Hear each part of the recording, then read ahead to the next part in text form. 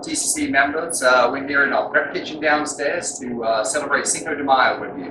What we've got for you today is a few simple recipes that you can prepare at home. Don't worry, we'll have all the ingredients prepared for you and ready to go. First up, real quick, I'd like to introduce on my left here, I've got Dan, my pastry chef, and Connor, Taylor as he's known by, as my sous chef. So let's get started right now with the empanadas. So as we get started with the empanadas, the first part we're going to start is by making the dough. So Dan, take us underway. Yep, so we're going to add the flour and the other dry ingredients, which is the baking powder and the salt. We'll whisk to combine those. You really want to combine those well. From here is our butter. Now what Dan has done with this is he's grated it. So what you want to do is keep the butter as cold as possible. So when you're mixing this in, what he's going to do in a second, you want to be able to mix it in quickly so your hands don't warm up the butter and make it a melted ball. So in goes the butter.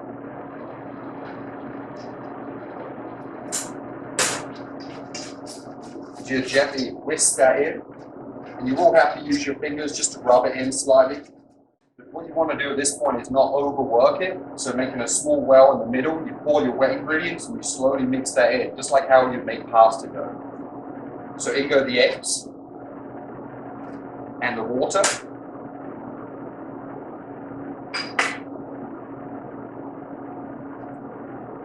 And what he's doing right now is just gently folding it in. This will take about 1 to 2 minutes to do that.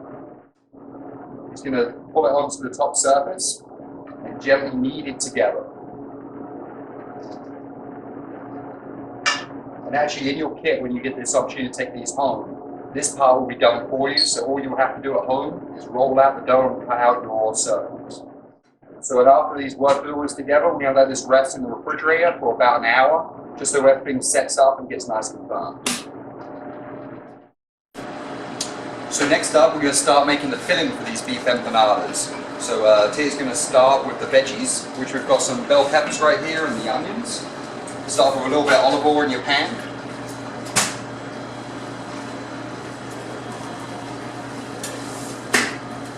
You're just going to sweat those off. So when I'm saying sweating those off, so they become slightly soft. Translucent, but that always confuses everyone, so they're just slightly soft.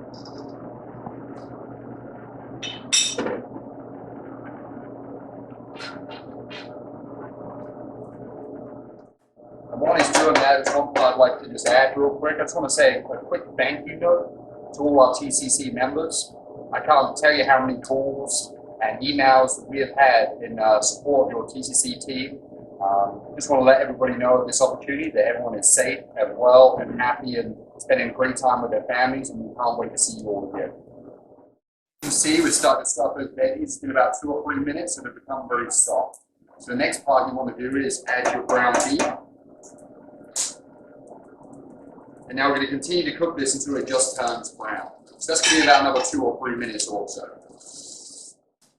While we're waiting for that, we're going to go back over to the dough so that Dan can roll it out and start cutting out the round circles you need for the empanadas. So back over here now to the dough. After it's rested for about an hour, we pull it back out, put it back on our stainless steel table, and Dan's going to start rolling it out.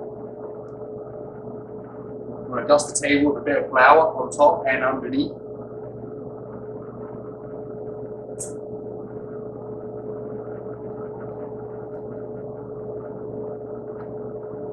As you can see, he's working the dough, just giving it nice and flat, straight. Just keep going backwards and forwards, and then he'll rotate the dough to keep yourself nice and even. This will be the part you will have to do at home, so hopefully you can have fun with your family doing this part. As it's rolling, you want to roll it out to about maybe 1/4 of an inch.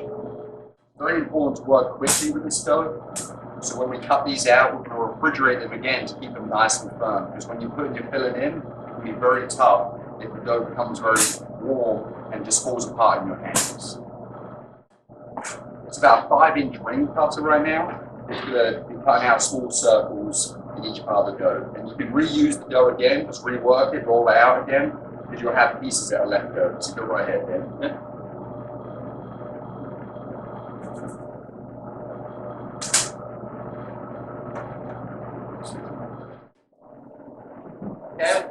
We have the onions and peppers squared off and added the beef in. We now have it to a full state of browning. After this, we're going to take it and we're going to drain off all the fat. It's very important to do that because otherwise when you bake these, all the oil will come out and make them very greasy, and that's what we're trying to avoid right now. First, we're going to start off with the garlic. Just 2 little cloves. I'm going to mix that up.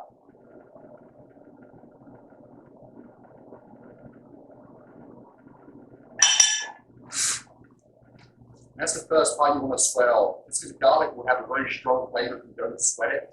But it only just put it in there with the onions and the beef and the peppers, it can burn very quickly. So that's why you always add the garlic afterwards. Then I'm going to add in a little bit of cumin, paprika, a bit of oregano,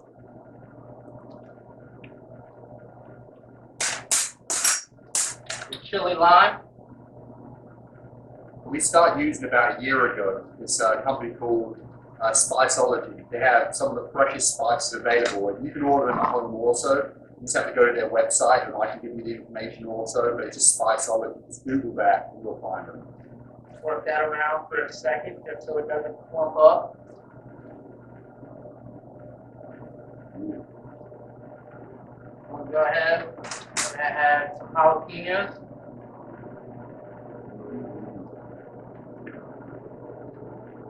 With the jalapenos, cut those. You want to have the core out of it. That way you have the flavor with none of the spice. So really in a chili or jalapeno like that, the real spice is in the seeds.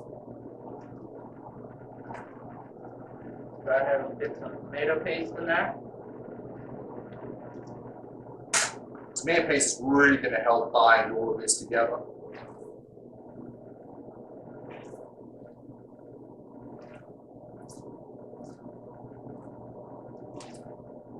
I wish you could all smell this right now.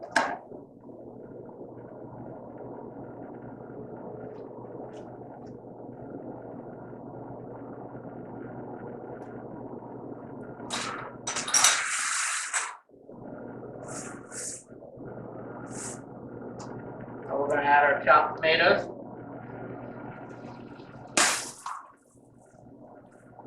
Just a little bit of V8 or tomato juice works just as well.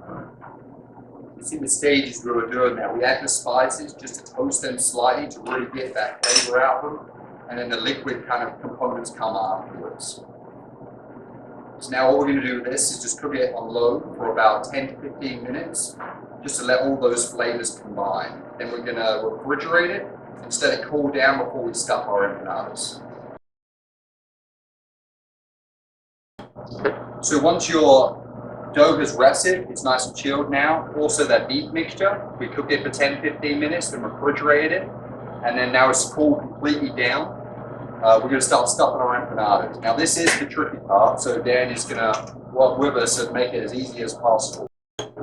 Dan's taking a teaspoon of the beef mixture with all our spices in it, placing it straight into the middle, keeping it nice and tight.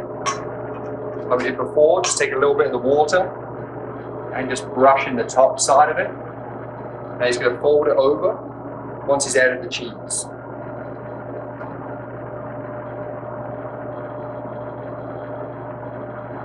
Gently pushing it down to seal it, but not making all the mixture come out the sides. Then we're going to take a fork and gently crimp all these edges. Beautiful.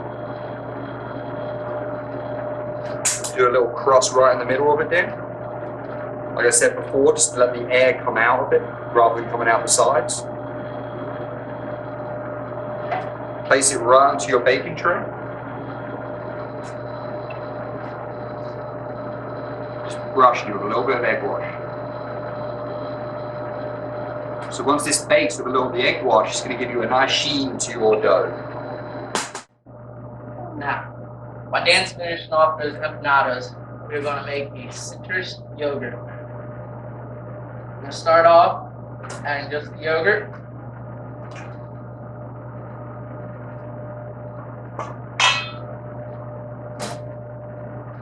add just a little bit of pepper. A little bit of lime juice.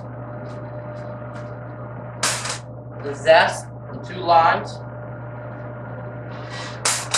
Freshly chopped cilantro.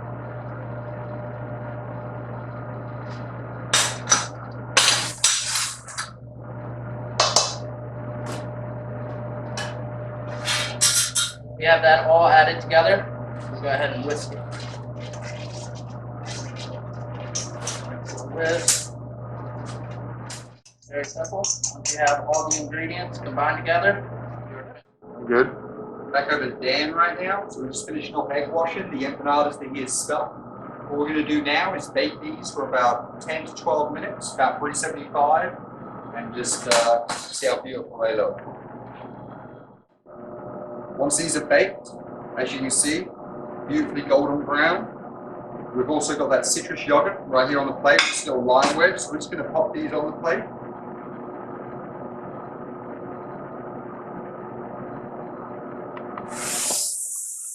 This could be a beautiful appetizer you can enjoy with your family. We hope you enjoy. If you have any questions, feel free to call us here at the club or email me at chefdavid@tbsp.com.